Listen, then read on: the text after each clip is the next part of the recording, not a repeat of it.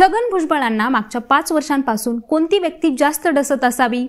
याचं उत्तर आहे सुहास द्वारकानाथ कांदे. कांदेंनी आधी नांदगावमध्ये पंकज भुजबळांची आमदारकी हिसकावली, मग नाशिकमध्ये डीपीडीसीच्या बैठकीत निधीच्या मुद्द्यावरून भिडले. ऐन लोकसभेत भुजबळ हे तुतारीचं काम करत आहेत असा पुरावाच त्यांनी माध्यमांना दिला. त्यावेळी भुजबळांना स्पष्टीकरण देऊन नाकी नऊ आले होते. आता भुजबळ हे पुन्हा नांदगावमध्ये मुलासाठी फिल्डिंग लावत होते, पण कांदेंनी लोकसभेला भाजपच्या उमेदवार भारती पवारांना 41,000चं लीड देत आपलं स्थान भक्कम केले. त्यामुळे आधी लोकसभेला, मग राज्यसभेला आणि आता विधानसभेलाही भुजबळांच्या हाती फारसं काही लागणार नाहीये. त्यामुळे कांदे हे पुन्हा एकदा भुजबळांच्या वरचढ ठरताना दिसून येत आहेत. तर नेमकं काय घडते नांदगाव विधानसभा मतदारसंघात पाहुयात लेट्सअप मराठीच्या ग्राउंड झिरो मधून. नांदगाव मतदारसंघात स्वातंत्र्यानंतर काँग्रेसचंच वर्चस्व होतं, पण 1990 मध्ये कम्युनिस्ट पक्षाच्या कॉम्रेड माधवराव गायकवाड यांनी या मतदारसंघात लाल निशाण फडकवलं. 1995 मध्ये भाजप शिवसेना लाटेत नांदगावकरांनी शिवसेनेच्या झोळीत भरभरून मतांचं दान टाकलं.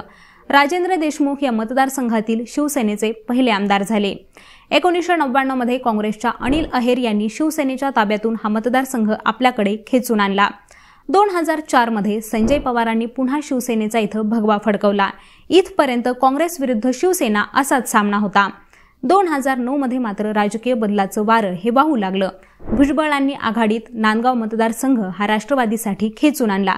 तिथून पंकज भुजबळांना रिंगणात उतरवलं. आता काही जुन्या पत्रकारांच्या मते भुजबळांनी हा डाव दादा भुसेंच्या झालेल्या एका छुप्या करारानंतर खेळला होता. मालेगाव तालुक्यातील 3 जिल्हा परिषद गट हे नांदगाव मतदारसंघाला जोडले गेले होते. इथं शिवसेनेचे दादा भुसे विरुद्ध राष्ट्रवादीचे प्रशांत अशी लढत होती. राष्ट्रवादीतील पक्षांतर्गत स्पर्धेत हिरे हे भुजबळांना डोईजड ठरत होते. 2004 मध्ये भुजबळांच्या मदतीनं दादा भुसेंनी हिरेंचा पराभव केला होता. 2009 मध्ये पुन्हा हिरेंचा पराभव करायचा आणि ही स्पर्धा संपवायची असा निश्चय जणू भुजबळांनी केला. त्यासाठी त्यांनी भुसेंना छुपी ताकद द्यायचं ठरवलं. त्या बदल्यात भुसेंनी पंकज भुजबळांना मालेगावमधील 3 जिल्हा परिषद गटातील गावांमध्ये मदत करायची असा तो दोघांमधील छुपा करार होता. 2019च्या निवडणुकीत पंकज भुजबळ हे नांदगावमधून आमदार झाले, तर शेजारच्या येवला मतदारसंघातून स्वतः छगन भुजबळ आमदार झाले. राज्यात मंत्री आणि नाशिकचे पालकमंत्रीही झाले. इकडं नाशिकमध्ये पुतण्या समीर भुजबळ हे खासदार झाले होते. एकूणच नाशिकची सगळी सत्ता केंद्र ही भुजबळांच्याच घरात होती. 2014 साली मोदी लाटेनं राजकारण फिरवलं. नाशिकमध्ये समीर भुजबळांचा पराभव झाला. पंकज भुजबळ यांच्याही आमदारकीवर तेव्हाच घाव बसला असता. शिवसेनेनंही पुन्हा एकदा मतदारसंघ आपल्याकडे खेचण्यासाठी जीव तोडून प्रयत्न केले, पण शिवसेना आणि भाजपमधील मतविभागणीचा फायदा हा पंकज भुजबळांना झाला आणि त्यांनी सलग दुसऱ्यांदा आमदारकीचा मान मिळवला. त्या निवडणुकीत शिवसेना आणि भाजप या दोन्ही पक्षांना 50-50 हजार मतं मिळाली, तर पंकज भुजबळांना 69,000 मतं पडली होती. 2016 मध्ये मात्र छगन भुजबळांच्या राजकीय वर्चस्वाला सगळ्यात मोठा धक्का बसला. भ्रष्टाचाराच्या आरोपात ते तब्बल 1.5 वर्ष तुरुंगात गेले.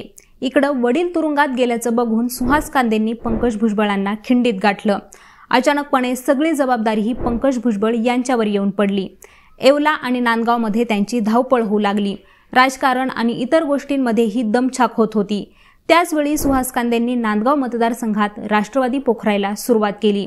भुजबळांच्या भोवती असणाऱ्या अनेक दिग्गजांना त्यांनी शिवसेनेत घेतलं. मनमाड आणि नांदगावच्या नगरपालिकेवर भगवा फडकवला. पंचायत समिती आणि जिल्हा परिषदेच्या निवडणुकीतही शिवसेनेनंच बाजी मारली. नांदगावमध्ये सुहास कांदेंनी 2.5 वर्षांच्या काळात पुन्हा एकदा शिवसेनेचंच वर्चस्व निर्माण केलं. हे धक्के पचवत असतानाच कांदेंनी भुजबळांच्या घरातून एकदा आमदारकीही मायनस केली. 2019 मध्ये पंकज यांच्या विरोधात शिवसेनेनं सुहास कांदेंना दुसऱ्यांदा उमेदवारी दिली. समीकरणं परफेक्ट बसली आणि तब्बल 13,000च्या मताधिक्याने कांदेंनी पंकज यांचा पराभव केला. लोकसभेलाही समीर यांचा दुसऱ्यांदा पराभव झाला. पाठोपाठ मुलाचाही पराभव झाला. त्यामुळे छगन भुजबळ यांच्यासाठी हे न पचवणारं दुःख होतं. या दुःखातून सावरण्यासाठी त्यांना मदत झाली ती महाविकास आघाडी सरकारची. भुजबळ हे मंत्री आणि पुन्हा एकदा नाशिकचे पालकमंत्री झाले, पण कांदे हे शांत बसत नव्हते. महाविकास आघाडी सरकारमध्ये असूनही नाशिकच्या डीपीडीसी बैठकीत ते भुजबळांना नडत होते. निधीच्या मुद्द्यावरून घेरत होते. दोघांचा वाद हा संपूर्ण राज्यात गाजला होता.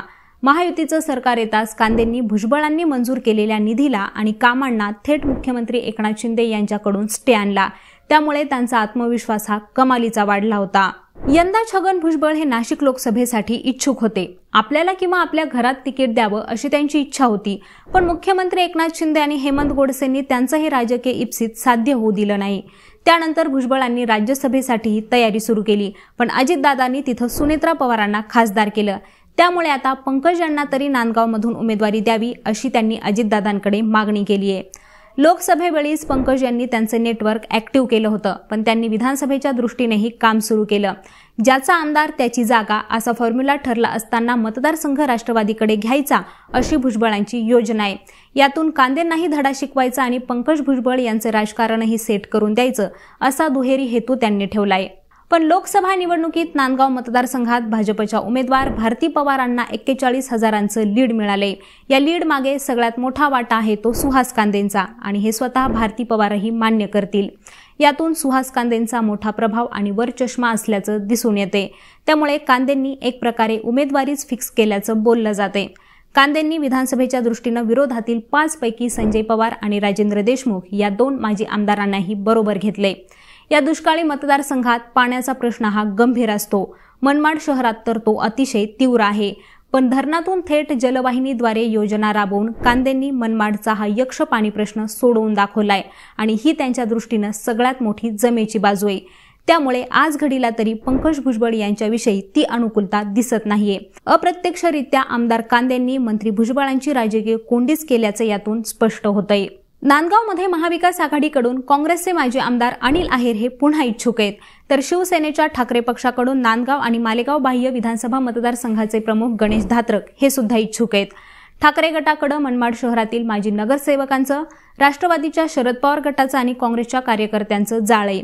लोकसभेला राष्ट्रवादी काँग्रेसच्या शरदचंद्र पवार पक्षाचे उमेदवार असणाऱ्या भास्कर भगरेंना इथून 61,000 मतं मिळालीत आणि ही ठाकरे गटासाठी आश्वासक आहेत।